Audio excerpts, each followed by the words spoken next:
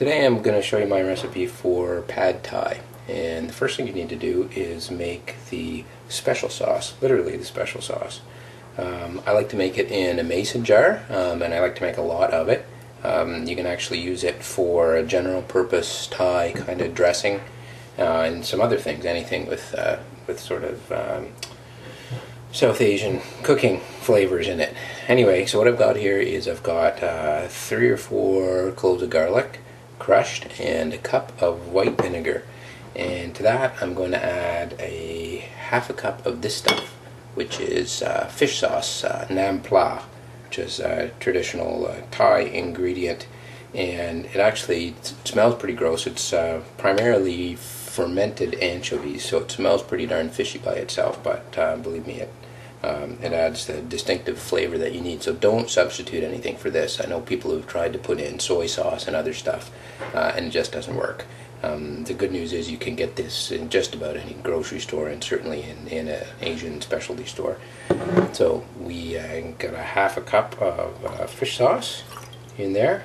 We've got a half a cup of regular white sugar. Try not to spill too much of that. We've got sort of as much crushed dried chilies as you want. I like to put in, probably for this amount, maybe half a teaspoon, and 3 or 4 squirts of ketchup for color.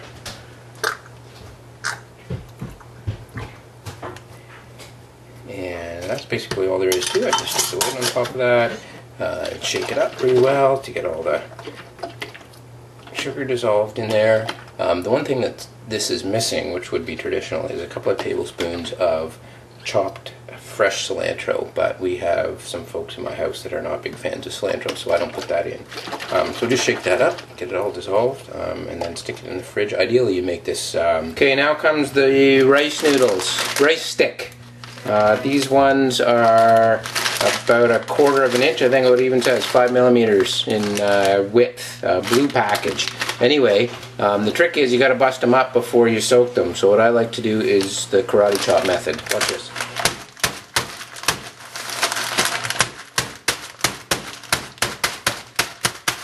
So roughly a third.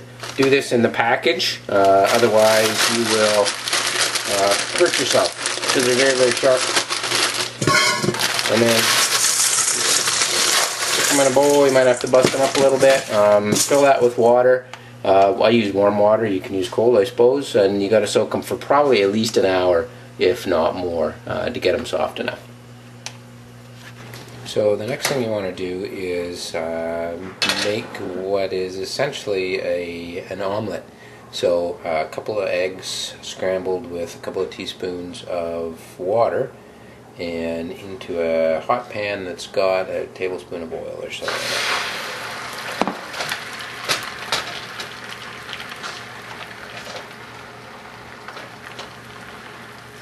You basically just want to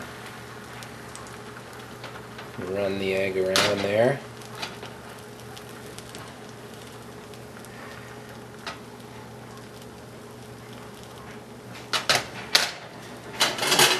Get a spatula too and put it aside like that,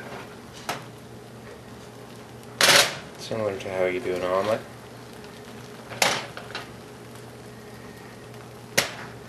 And once things have started to sort of set up there, you can actually just turn the pan off and leave it.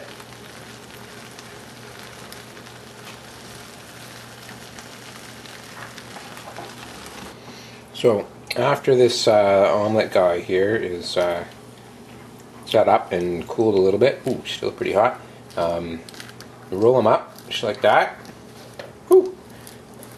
and take them over to your cutting board. So now you got your rolled up crepe omelet, whatever you want to call it. You just make little thin slices crossways like this, and you get this nice little sort of egg shreds to put in your pad thai.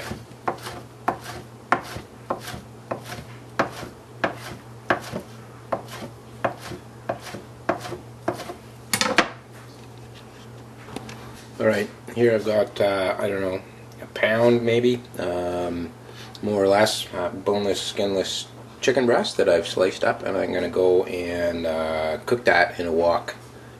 So while the chicken's cooking, we did a couple other things. Chopped up a couple of green onions, a big handful of roasted peanuts that have been chopped up, and a big carrot that's been shredded. Alright, so here we go with the cooking. Get your wok pretty hot.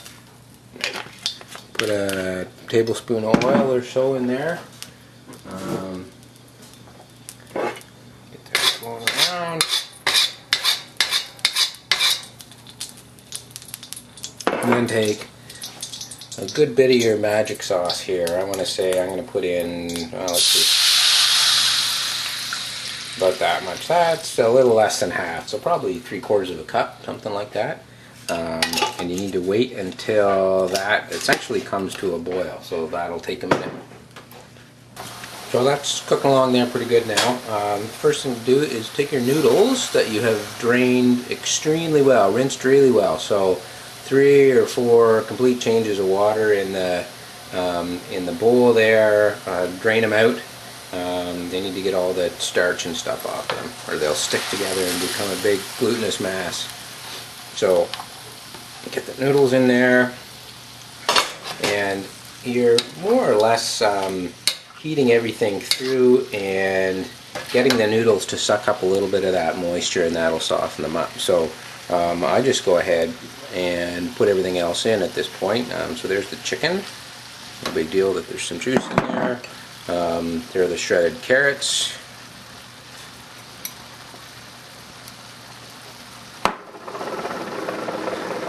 Green onions.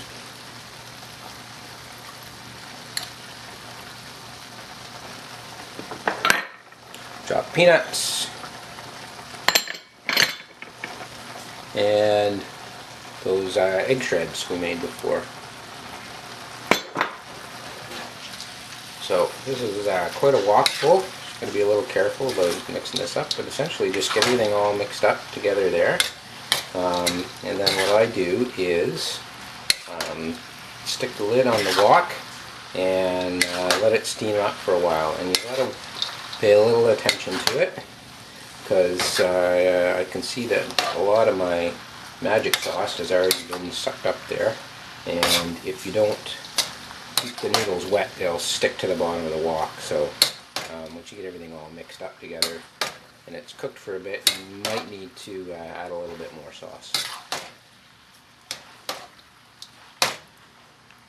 So that's coming along there, but things are starting to stick to the pan, so I'm going to chuck a little bit more sauce in.